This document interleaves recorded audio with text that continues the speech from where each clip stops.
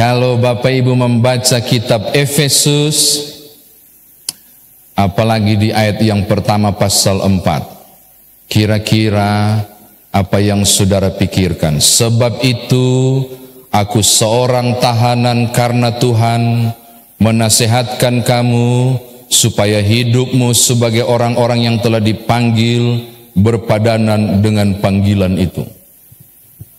Bapak Ibu, dia tulis kitab Efesus ini tidak dalam keadaan baik dan sukacita. Tapi di ayat yang kedua dia bilang begini, hendaklah rendah hati, lemah lembut, sabar, penuh kasih, bahkan ada damai sejahtera, terus ayat 3, 4 dan seterusnya. Saya mau kasih tahu saudara, andai kata dia tulis surat ini dalam keadaan happy, maka rasanya pas sekali kalau dia tulis ini. Tapi tahukah saudara, ketika dia tulis surat Efesus ini, dia sedang dalam kondisi sebagai seorang tahanan di Roma. Oh Bapak Ibu, dan saudara bayangkan kalau saya baca referensi menarik loh, tahanan Romawi itu akan diikat. Kaki dan tangannya dikasih ketemu dengan rantai, lalu dikasih pemberat. Berat sekali. Jadi kalau dia tidur, tidur pistol, tidur udang. Kalau berdiri, berdiri bungkuk. Lalu dia tulis surat ini, sabarlah, sukacitalah. Wow. Kalau saya yang jadi Paulus, dalam kondisi tertekan itu, maka yang saya mau tulis adalah Efesus, aku lagi tidak baik-baik saja. Loh, tulangku makin bongkok. Mungkin dia tulis begitu. Asam urat sudah tinggi, karena mereka selalu sajikan brenebon, sehingga saya sudah naik. Keluhan, dia mestinya tulis keluhan.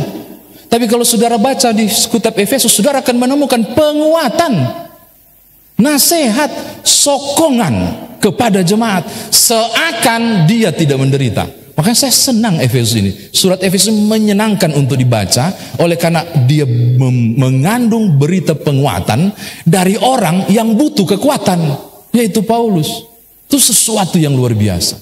Nah hari ini saya mau berbagi pasal 4. Cuma sayangnya karena dipenggal dari ayat 11 sampai 15, kita tidak akan dapat gambarannya. Makanya saya ajak Bapak Ibu untuk naik dari ayat 1, kita kupas pelan-pelan sampai menuju ayat 15. Ini karena kupas pelan-pelan, kemungkinan akan agak panjang. Tadi saya tanya di konsistori, saya diberi waktu berapa lama berkhotbah. Ada yang bilang sampai selama-lamanya. Maksudnya apa? Saya akan melihat Bapak Ibu punya muka.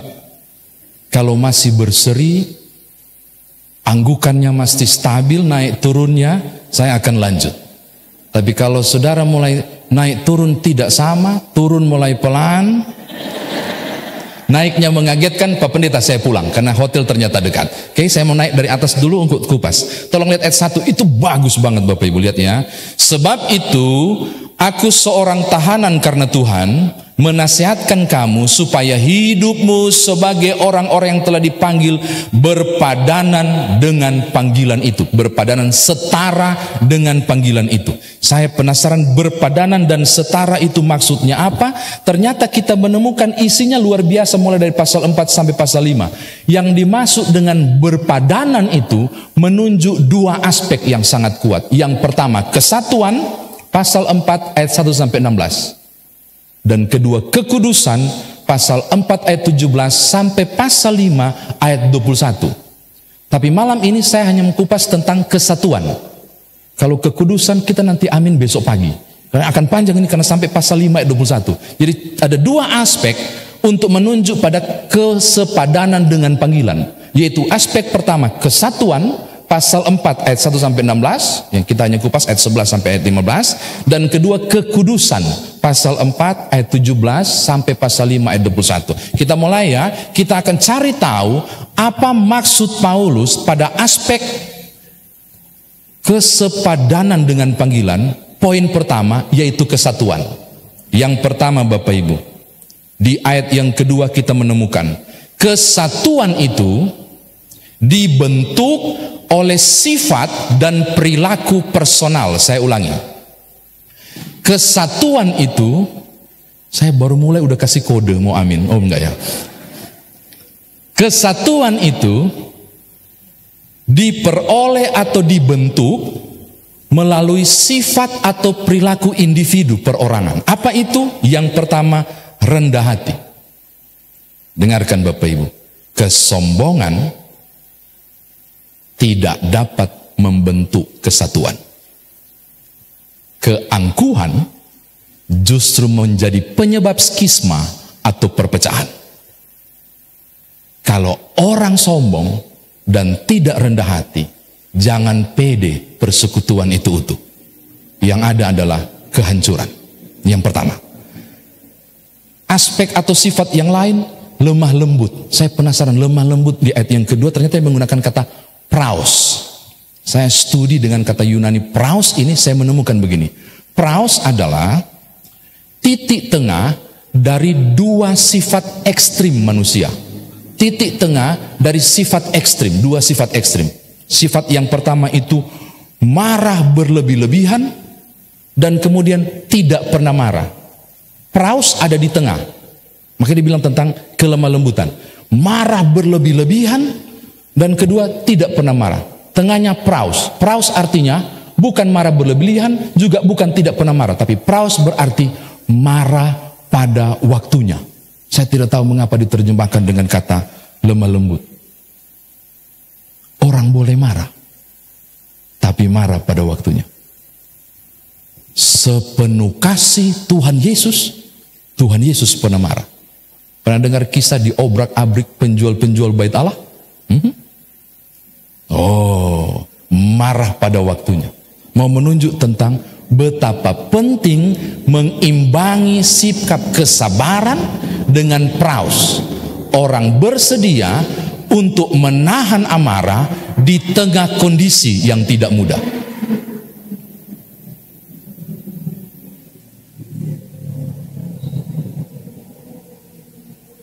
Salah satu contoh kasus bunyi itu. Kita mau marah-marah atau kita oke. Kiranya Tuhan memberkati remnya dengan baik. Iya, kita harus doakan dia ngebut loh itu dan dia tiba dengan selamat. Ada upaya bagi tiap orang untuk mengendalikan emosi. Bahkan saya menemukan loh ayat ini masih ayat yang kedua, kesabaran, mengekang emosi. Bahkan ayat yang kedua itu masih poin yang keempat, penuh kasih, menahan demi kasih. Ada orang Toraja nggak di sini? Taik kutandai, Bongi Melo, mana orang Toraja? Bongi Melo. Selamat malam artinya. Di Toraja itu ada daerah Palopo, tapi ke dalamnya lagi namanya Rantebala. Bapak Ibu tahu Tedong? Tedong kerbau. Orang Rantebala itu, saya praktek jemaat di situ. Bapak Ibu tahu? Tidak ada lampu, listrik tidak ada. Ya apalagi sinyal nggak ada.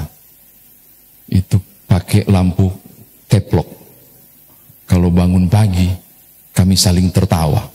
Karena itu waktu saya praktek, itu di pedalaman. Mereka punya filosofi, namanya filosofi kerbau atau tedong. Tedong itu punya filosofi begini. Jadi ini bagus dan saya ingin Bapak Ibu menjadi seperti bukan jadi seperti tedong. Maksudnya filosofinya kita ambil.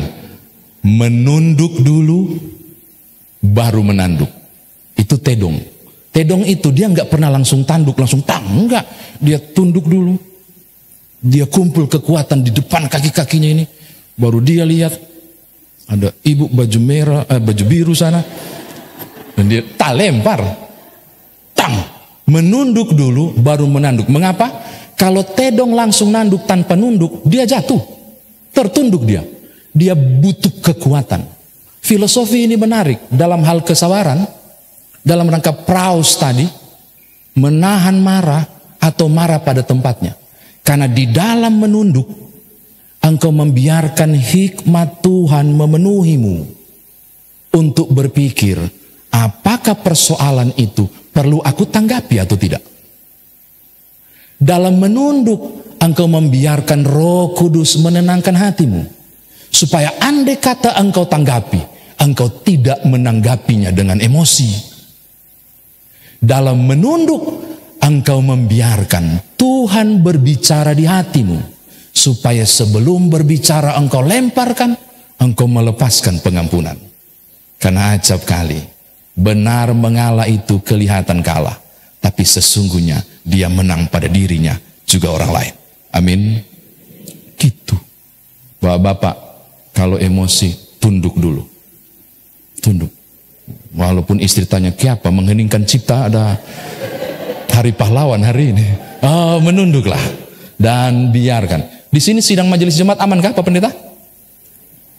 Haleluya, berarti aman. Saya sudah nggak perlu khotbah kalau sudah aman. Ya, orang interupsi apapun tunduk dulu.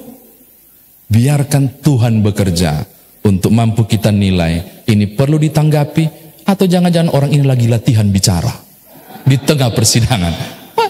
Bawa di kondisi itu kemampuan saudara untuk membiarkan aspek pertama dari kesatuan itu. Apa itu? Sifat-sifat personal membentuk kesatuan. Oke, ini yang pertama. Saya senang Bapak Ibu masih mengangguk stabil. Itu berarti akan panjang ini.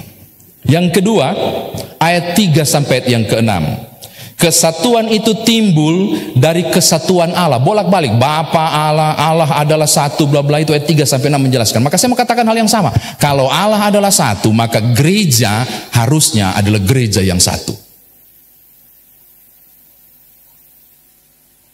Pernah tahu Pendeta Yusuf Roni? Itu dari penghancur gereja menjadi pembangun gereja yang luar biasa. Sampai sekarang beliau masih ada. Saya terkesan waktu beliau datang ke Kutai Timur, Kalimantan di kota Sangatta. Dia bercerita tentang anaknya yang 3 atau 4, saya lupa, kayaknya 3 deh. Dia bilang begini, saya kalau diundang keluar kota, termasuk ke luar negeri, yang saya buat adalah kalau pulang, memikirkan 3 anakku, kasih oleh-oleh apa. Dia bilang begitu. Lalu ketika saya pulang, dia bilang begitu, anak-anak 3 itu bereaksi berbeda ketika saya pulang. Ketika saya kasih kepada anak yang satu, yang paling tua, dia cuma, papa sudah pulang, oh udah oleh-oleh, thanks pak, balik kanan. Itu Protestan. Itu gaya Protestan. Lurus-lurus, biasa. Makasih pak, balik kanan. Anak yang kedua, oh ampun, langsung, papa sudah pulang, papa sudah pulang. Anak kedua, Pentakosta. Papa sudah pulang. Ini Yusuf yang bilang, loh bukan saya. Ini di YouTube, mudah-mudahan beliau melihat. Dan mereka mengingat 20 tahun lalu, 21 tahun lalu. 20 tahun lalu. Yang ketiga yang mengerikan, dia bilang, yang bungsu, pas lihat saya, dia cuma, Papa sudah pulang lama banget sih, langsung bapak, aku kangen. Karismatik. 3 anak saya, gaya Pantekosta, gaya Protestan, gaya Pantekosta, gaya karismatik. 1 bapaknya, 3 caranya untuk berterima kasih kepadaku. Saya mengatakan hal yang sama kepada saudara, denominasi boleh banyak. 1 Tuhan kita. Mau gaya apapun beribadah, silakan. Gak usah peduli. Yang penting 1 Tuhan kita. Berapa banyak kita kurang akur dalam kepelbagaian. Itu loh. Ini keren banget dibilang di YouTube ya. GPIB luar biasa, padahal wow. Untuk tepuk tangan di tengah ibadah tadi pun kayaknya perlu energi luar biasa. Ku perhatikan dan syuting tadi kan. Apaan? Ayolah bersuka cita dalam Tuhan. Amin. Jadi dengarkan. Kesatuan menunjuk pada hal yang penting. Pada Allah Bapa yang satu.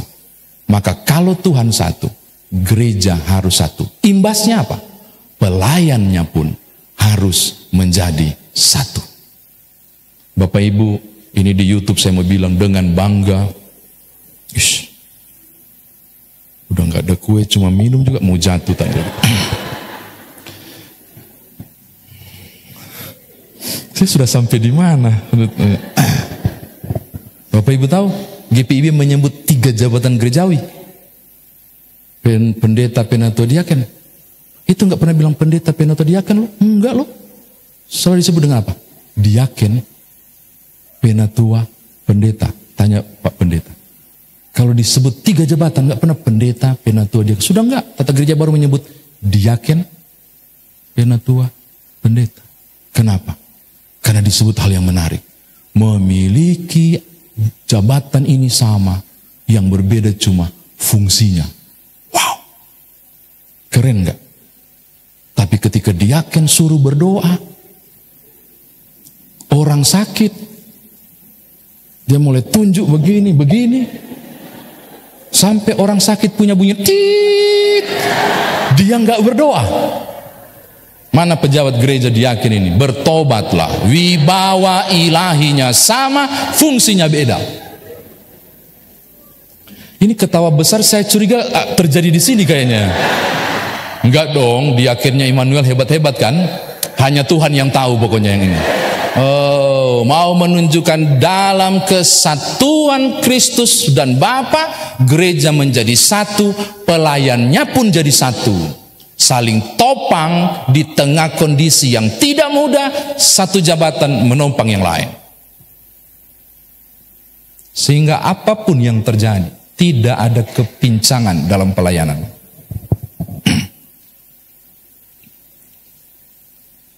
Ini boleh diminum ya, saya sudah mulai. Yang ketiga, ini yang kita baca, walaupun ayat 7 enggak, ayat 7 sampai 16. Ayat 7 sampai 16. Dalam kesatuan ada keanekaragaman. Saya ulang. Dalam kesatuan ada keanekaragaman, itu muncul di bacaan kita. Ayat 11 sampai ayat yang ke-15. Sampai 16 juga bagus. Dalam kesatuan ada keanekaragaman. Apa itu? Kepelbagaian karunia ayat 7 dan kepelbagaian jabatan ayat 11. Ini menarik Bapak Ibu. Di dalam kesatuan ada kepelbagaian. Kepelbagaian dimaksud itu, Paulus bilang begini, kita satu, tapi karunianya berbeda-beda. Jabatan gerejawinya pun berbeda-beda. Dia bilang begini, ada nabi, ada rasul, ada pengajar, ada pemimpin. Wow, dia mau bilang begini, di dalam kesatuan kepelbagaian terjadi, baik karunia maupun jabatan. Seakan mau bilang begini, kepelbagaian itu bukan hal aneh di gereja. Kepelbagaian itu bukan hal mengerikan di gereja. Perbedaan itu hal yang lumrah dan biasa sebagai anugerah dalam keragaman. Berapa banyak orang berpikir kalau ide berbeda berarti dia bukan bagian dari. Oh no, keanekaragaman pikiran sekalipun itu karunia untuk kepelbagaian itu bisa terjadi di dalam kesatuan. Bapak Ibu pernah tahu pelangi? Dia punya warna bagaimana? Pelangi-pelangi alangkah indahmu, merah, kuning, hijau. Wah, Bapak Ibu bahagia di masa kecil ya. Walaupun menurut ilmu pengetahuan warna pelangi ada banyak, tapi yang bisa ditangkap oleh kita merah, kuning, hijau. Bapak Ibu tahu, merah tidak berusaha jadi hijau. Hijau tidak berusaha jadi merah. Tapi masing-masing mereka mempertahankan warnanya. Saudara bisa bayangkan kalau tiba-tiba warna pelangi merah semua. Pelangi-pelangi alangkah indahmu, merah semua. Nggak indah. Tapi dia bertahan loh. Merah bertahan dengan merahnya, kuning dengan kuningnya, hijau dengan hijaunya. Dia nggak mau berubah. Dia bertahan dengan warnanya. Tapi menariknya apa? Mereka bersatu membuat busur yang luar biasa. Lalu Tuhan ngomong ke Nuh, dengan tanda ini aku tidak akan menghukum dunia ini dengan air. Saudara tangkap maksud saya? Kepelbagaian itu anugerah, tidak berarti perpecahan. Kesatuan dalam keragaman bisa terjadi. Oh, dalam berbagai talent yang tak sama, talenta yang tak sama, kita diajak buat kesatuan itu. Makanya saya mengatakan poin ketiga ini sangat luar biasa. Bahwa di tengah kesatuan itu kita harus bisa menerima berbagai perbedaan-perbedaan.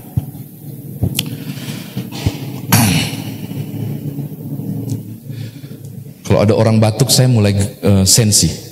Karena kode saya juga kalau terlalu panjang tolong batuk 3 kali. Di sana sudah 1. Nah, dalam keragaman kepejabatan dan kepelbagaian karunia itu, saya juga menemukan di ayat yang ke-12 yang diangkat tema ini. Para pejabat-pejabat gereja, para orang-orang yang memiliki karunia berbeda, dia punya tugas memperlengkapi warga jemaat supaya ke depan dapat terlibat dalam pelayanan. Ulangi, dengarkan. Para pejabat-pejabat punya tugas memperlengkapi, melaksanakan tanggung jawab belajar mengajar kepada semua warga jemaat agar ke depan jemaat itu mampu bertumbuh. Baca ayat yang ke-12 itu menarik. Dari ayat 11 ya. Dialah yang memberikan baik rasul-rasul maupun nabi-nabi, baik pemberita-pemberita maupun gembala-gembala dan pengajar-pengajar. Ini pejabat ya, ini jabatan gereja ya. Untuk memperlengkapi orang-orang kudus bagi pekerjaan pelayanan, bagi pembangunan tubuh Kristus. Maka pada jabatan yang berbeda ini ada tugas penting, tugas untuk memperlengkapi semua warga jemaat untuk pembangunan tubuh Kristus. Jadi dengarkan, para diaken, penatua, pendeta, pengurus pelkat, komisi, siapapun saudara yang diteguhkan dan diperkenalkan, saudara punya tanggung jawab besar di gereja Tuhan ini untuk memperlengkapi tiap-tiap orang agar jemaat dapat bertumbuh. Maka jika ada pelayan Tuhan yang ongkang-ongkang kaki, tidak mengupgrade dirinya, tidak melaksanakan tanggung jawab untuk memperlengkapi warga jemaat, tidak membagi tiap ilmunya, dia gagal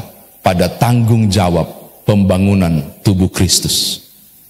Di sini 2:15 atau 2:10? 2:15? 2:10? Kayaknya tidak sepakat di sini. Ada yang 15, ada yang 10. Ada yang 15, ada yang 10. Berdasarkan sektor tertentu. Oke. Adakah diaken dan penatua hafal benar 2:15-nya? Kunjungan nggak nganah? Kunjungan nggak? Bawa nggak SBU-nya? Doakan nggak dia yang sakit? Oh, penting.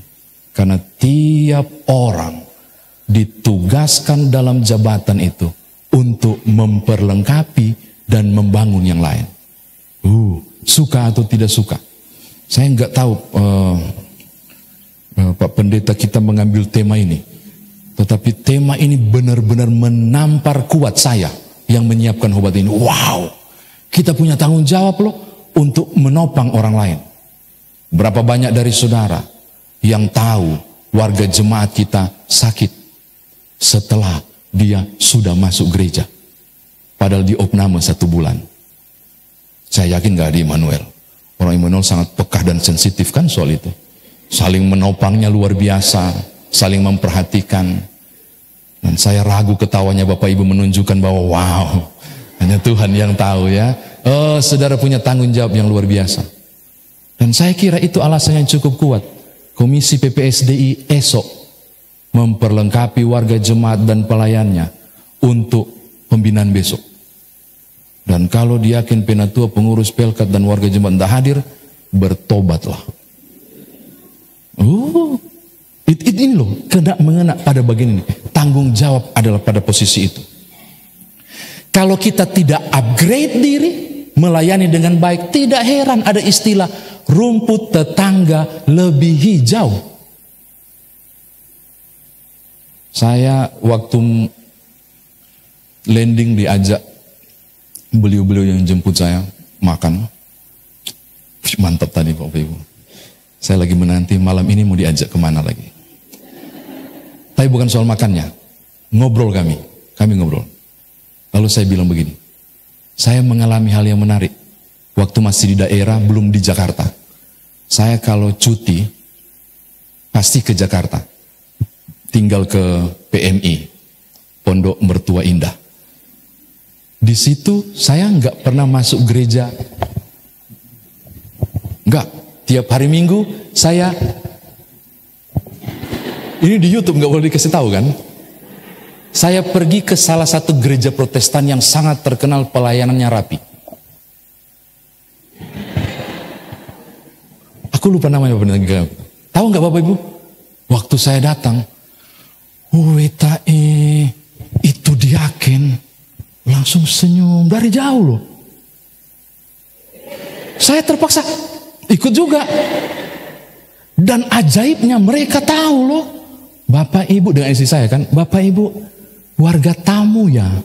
Dalam hati, kok mereka kenal saya tamu ya? Dari mana? Akhirnya saya tahu ketika saya masuk, ya iyalah, anggota jemaatnya putih-putih semua. Tahu kan kalau, ya kan? Saya kan, ini putih tua, jadi beginilah. Dan gampang dikenal. Tapi bukan itu Bapak Ibu. Mari silakan, dipegang, disambut dari jauh, baru diantar. Pak, boleh tekan tombol itu? Tombol tahu nggak? Tombol tamu. Ada yang gini-gini tuh loh. Tamu, baru laki-laki, saya, isi, diantar, baru maju.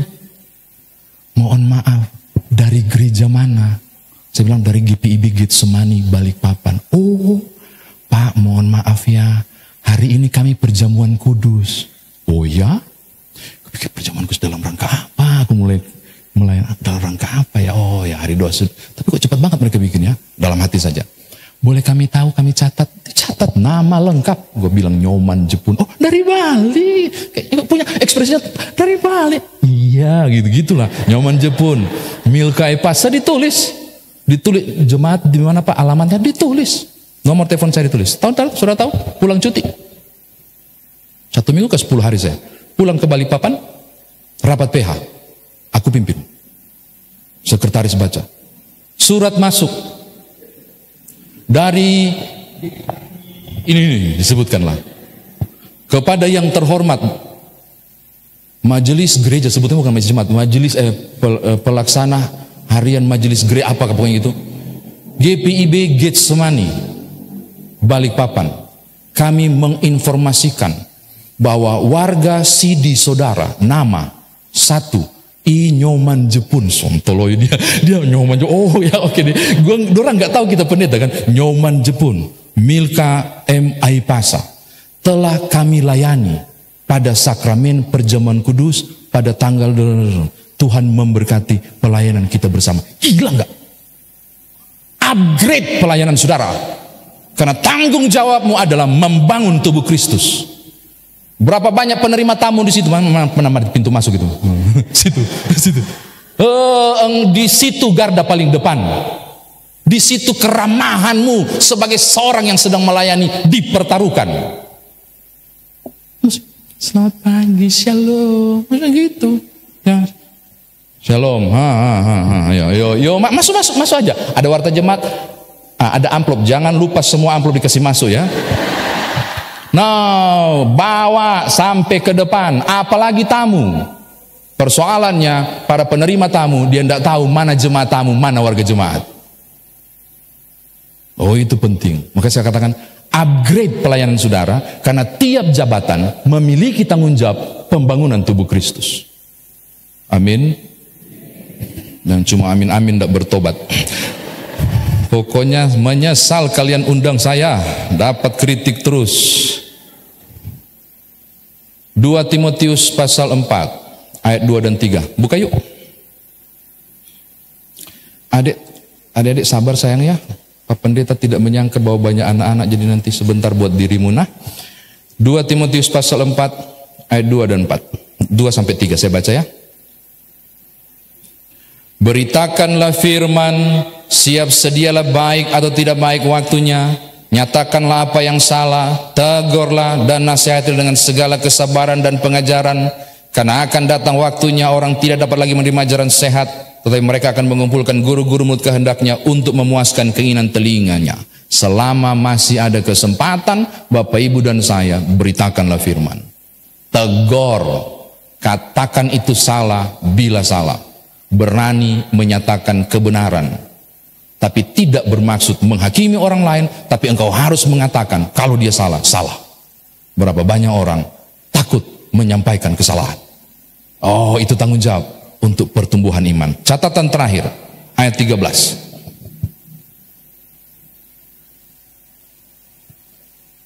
Selain memiliki fungsi untuk jabatan membangun tubuh Kristus, poin kedua bicara ayat 13 bahwa jemaat itu harus berubah menjadi warga jemaat yang dewasa, yang mengalami pertumbuhan. Saya tambah, yang makanannya bukan susu lagi, tetapi makanan keras.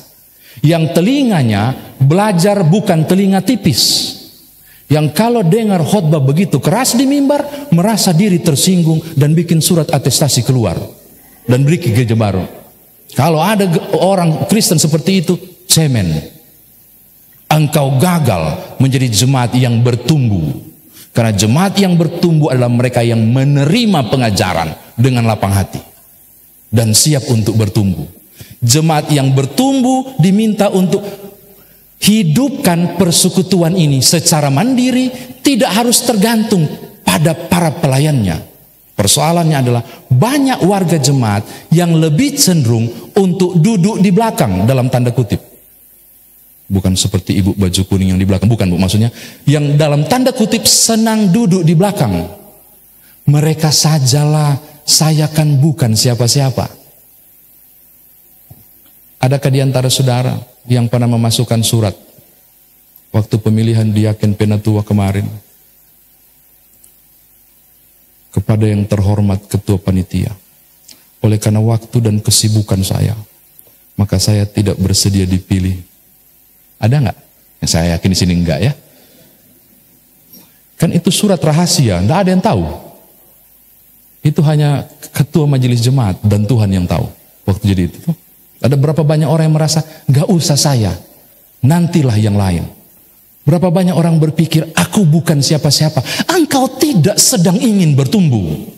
Walaupun para pelayan berupaya membuat engkau bertumbuh, tapi engkau duduk di belakang dalam tanda kutip, tidak berpartisipasi, saudara gagal untuk jadi jemaat yang bertumbuh. Pernah dengar cerita air menjadi anggur? Mujizat yang dibuat oleh Tuhan Yesus. Kalau saudara pernah nonton di TikTok, saya sudah pernah menyampaikannya. Di satu desa ada pengucapan syukur, panen anggur luar biasa. Dan ada warta jemaat 2 minggu berturut-turut. Sebagai rasa syukur, maka diminta dan himbau kepada seluruh warga jemaat untuk membawa anggur masing-masing 5 liter di jerigen dan dituangkan di wadah bersama untuk kita syukuri dan nikmati bersama. Itu pengumumannya. Ini bukan kisah nyata ya. Saya baca di buku 1500 cerita bermakna. Tahu nggak?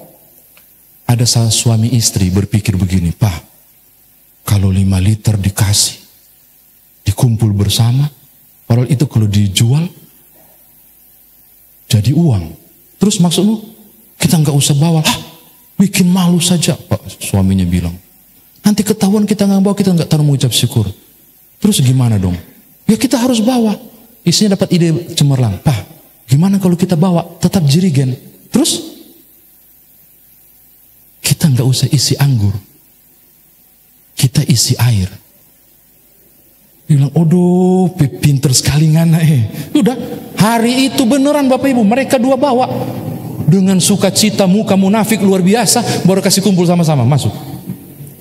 Biasa toh, kalau pengucapan syukur, pemerintah, kepala desa, pendeta.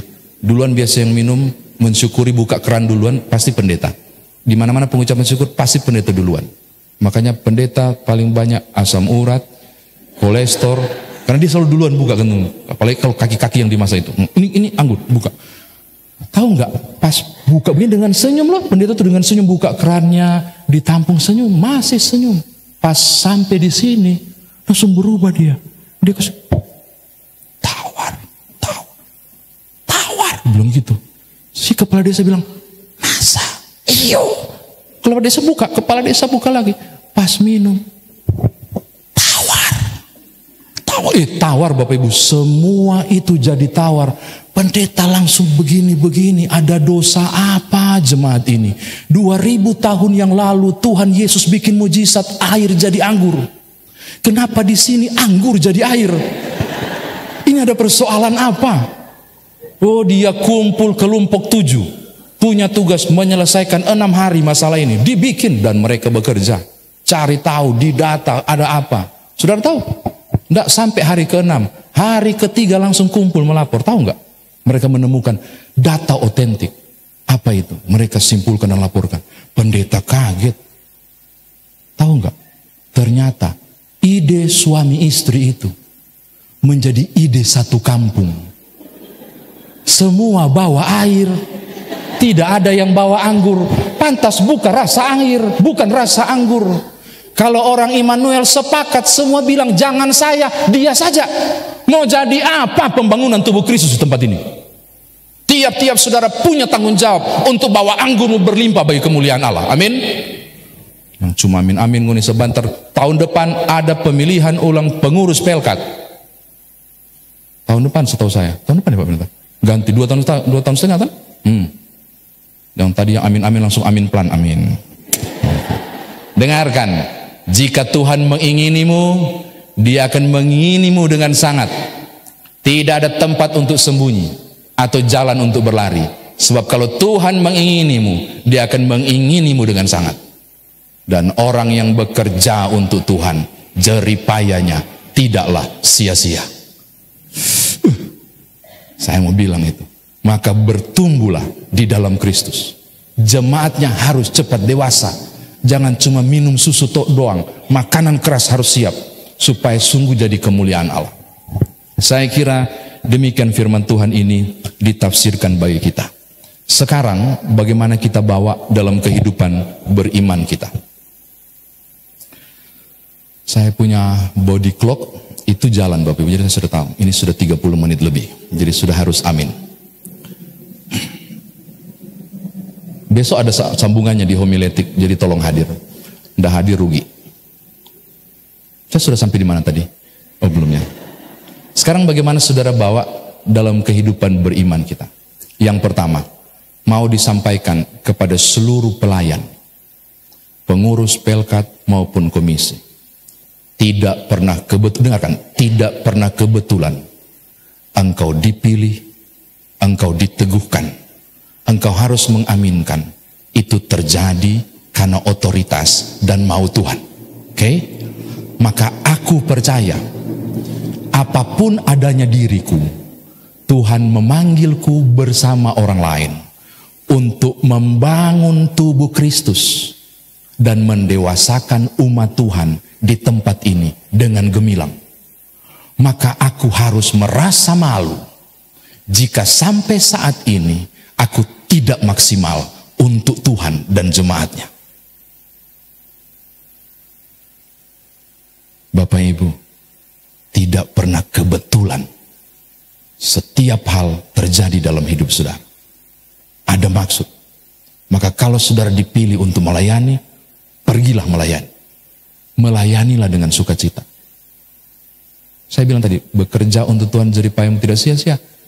Maaf ya, kalau bukan engkau yang diberkati, mungkin suamimu, mungkin istrimu, mungkin anakmu, mungkin cucumu, kita tidak tahu. Tapi yang saya percaya, orang yang bekerja untuk Tuhan, Tuhan tidak tutup mata. Maka bekerjalah sedemikian rupa dalam semangat pelayanan. Ini anak-anak muda ini luar biasa. Bapak Ibu tahu, andai kata COVID-19 blessing in the skies, mohon maaf ya, tidak maksud membuka duka saudara pada peristiwa COVID-19. Tapi bagi saya, disitulah kita tahu bahwa kita membutuhkan generasi muda dalam pelayanan. Yang operasikan ini memang PKLU tadi. Yang rambut-rambut putih kan? Enggak kan? Itu bisa basap tiba-tiba alatnya itu di situ.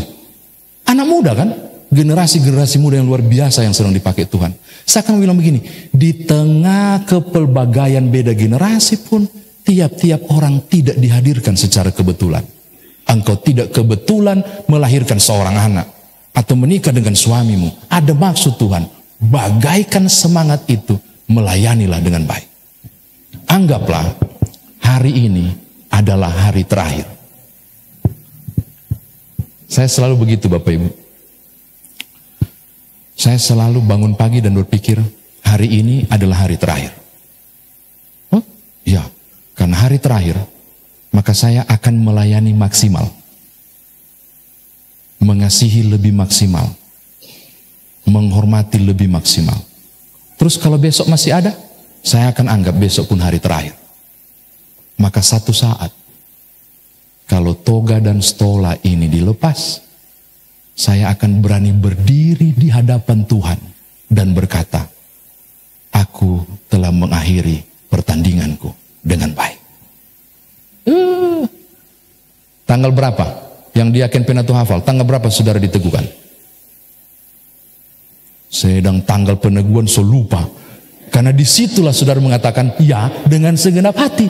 Itulah yang Tuhan mau tagih. Dalam semangat memperlengkapi orang-orang percaya melayani Tuhan. Pelayan PA-PT, pengurus Pelkat, tanggal berapa?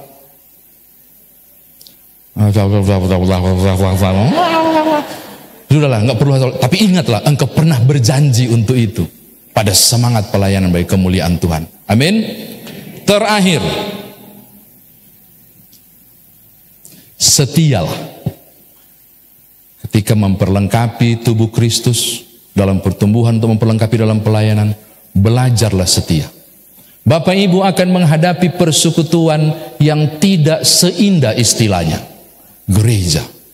Wow, persekutuan orang kudus. Keliru ya? Gereja itu bukan persekutuan orang kudus.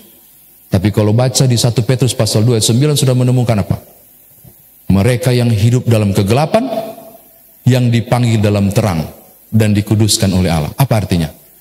Gereja itu kumpulan orang-orang gelap yang dipanggil ke dalam terang. Jadi tidak heran, kemungkinan saudara akan mendapati sedikit sakit hati. Kemungkinan saudara akan merasakan, aku sudah berkorban luar biasa tapi pelayananku tidak dihargai. Mungkin saudara akan merasakan, kok tidak seperti ini ya di gereja itu. Oh, saya mau katakan kepada saudara, selama masih ada ombak, selama masih tidak nyaman, puji Tuhan. Tapi kalau saudara sudah merasa semua baik-baik saja, sudah tidak ada masalah, sudah tidak ada kendala, tolong masuk kamar. Tolong berdoa dan tanya ke Tuhan, ini sudah surga ke Tuhan? Karena selama masih di dunia, pelayananmu akan penuh dengan tantangan. Persekutuanmu akan bergelombang. Berbagai tantangan akan hadir. Saya mau tutup untuk bilang, tetaplah setia. Orang lain boleh menyakiti saudara. Jangan mundur dalam pelayanan. Karena yang punya pelayanan itu bukan orang lain. Tuhan yang punya. Dan Tuhan tidak pernah bikin sakit hati engkau. Layanilah dalam semangat. Bersemangatlah dalam persekutuan. Sebagai pribadi yang luar biasa. Untuk hormat dan kemuliaan nama Tuhan. Tadi saya bilang terakhir. Ini terakhir sekali karena ada 3 orang yang sudah batuk. Adakah di antara saudara yang hadir? Yang hari ini? Sangat jarang. Continue bersekutu di hari Minggu. Nggak usah angkat tangan, nggak usah. Nanti ketahuan. Adakah di antara saudara yang nanti ada di hari Natal maupun Paskah, yang saudara kenal kerabat saudara? Saya nggak mau bilang mereka bertobatlah. Saya mau autokritik pada diriku. Para pelayan, keluarga Allah. Jangan-jangan dia tidak mendapatkan suasana kondusif untuk tumbuh dalam persekutuan. Jangan dulu tidung jari. Tunjuk, jangan dulu. Jangan-jangan torang yang salah. Belum maksimal kita untuk membuat beberapa orang nyaman dalam persekutuan.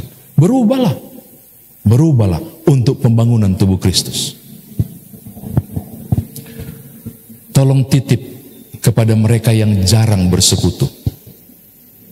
Kisah ini saya suka bagikan kepada mereka yang lupa bahwa hari Minggu harus ke gereja. Tapi di sini rajin ya. Ini kata saya dengar sampai penuh loh di balkon. Penuh bangkunya. 1 Satu kali ada seorang bapak bilang begini, pendeta, saya putuskan tidak akan ke gereja lagi. Tahu nggak diucapkan di mana? Di saat pengucapan syukur di rumahnya, membangun rumah 3 tingkat. Dan lantai ketiga itu khusus untuk ruang penyembahannya. Dia bawa ke pendeta itu naik ke atas. Bapak pendeta lihat, mimbar kecil, tempat berlutut, Alkitab berbagai bahasa, buku-buku lagu. Tiap buka dan kunci usbu, kami keluarga ada di sini loh. Kami puji Tuhan, penyembahan dan baca firman. Dan kami bertumbuh sangat luar biasa. Maka saya berpikir, untuk apa saya ke gereja? Tahu nggak pendeta bilang apa? Nggak bilang apa-apa. Karena dia bingung mau bilang apa lagi. Nah, orang itu sudah bertumbuh. Oke Pak, wow luar biasa Pak ya, luar biasa. Mari Pak, kita turun. Kita sudah habis ibadah tadi, kita mau makan dulu. Turun makan. Tuan rumahnya ajak pendeta turun makan. Bikin pengucapan syukur di taman halamannya terbuka. Ada bakar-bakar, termasuk bakar sate. Pas lagi pendeta baru mau ambil sate, dia perhatikan ini sate. Oh, dia langsung panggil, Pak sini Pak. Dia panggil tuan rumah, Pak sini Pak. Ya, coba Bapak lihat itu sate. Wow, lulus ini memang nomor 1 yang saya panggil. Bukan itu Pak, bukan soal satenya. Kebetulan sate itu bukan sate, tapi sate dari huruf B itu nyaman sekali. Di situ lagi bakar. Pendeta bilang, Bapak lihat bukan sate, tolong Bapak lihat bagian bawah. Itu Bapak lihat, yang mana Pak pendeta? Itu loh, yang merah-merah. Oh, arangnya yang menyala. Iyo, Bapak lihat. Hah, iya, kenapa Pak pendeta? Belum mengerti dia. Bapak pinjam besi tukang sate itu. Dia ambil. Ngapain Pak? Bapak ambil satu, pilih yang paling menyala. Pilih paling menyala. Dia pilih yang goros, yang menyala merah sekali. Bapak kasih ambil. Ambil, korek Pak. Taruh ke sudut. Taruh ke sudut. Sampai di sudut. Terus Pak pendeta, tolong Bapak lihat. Bapak lihat yang dipisahkan itu, yang sendiri itu, yang merah itu. Dia perhatikan. Dan dia kaget Bapak Ibu. Ketika dia perhatikan merah menyala itu, hitungan menit. Kita harus sabar pada mereka itu. Menyala luar biasa. Makin lama makin redup. Redup. Dia perhatikan lagi. Redup. Redup. Redup. Mati langsung hitam. Dia langsung lihat ke pendeta dan dia bilang satu hal, minggu depan saya dan seisi rumahku akan ke gereja. Engkau boleh bertumbuh secara mandiri, tapi di kondisi tertentu tanpa kehangatan persekutuan, imanmu mungkin saja redup. Engkau butuh orang lain untuk ditopang, disegarkan dan dikuatkan. Maka dari YouTube ini saya mau bilang, yang malas ke gereja, bertobatlah. Kenapa kau tidak datang hari ini di gereja? Tadi sudah terakhir sekali ya. Maka sekarang saya mau tutup, benar-benar tutup. Untuk bilang begini, mari Bapak Ibu, sebagai orang percaya yang dipanggil, kita saling memperlengkapi. Untuk menopang satu dengan yang lain. Agar Immanuel ini bertumbuh. Bagi kemuliaan Tuhan. Orang lain di luar tertarik. Juga memuliakan Tuhan. Selamat bergereja, bukan ke gereja. Selamat bergereja. Disitulah sudah mengalami kepelbagaian di tengah kesatuan yang ada untuk memperlengkapi satu dengan yang lain. Tuhan berkati saudara. Haleluya. Amin. Kenapa tepuk tangan?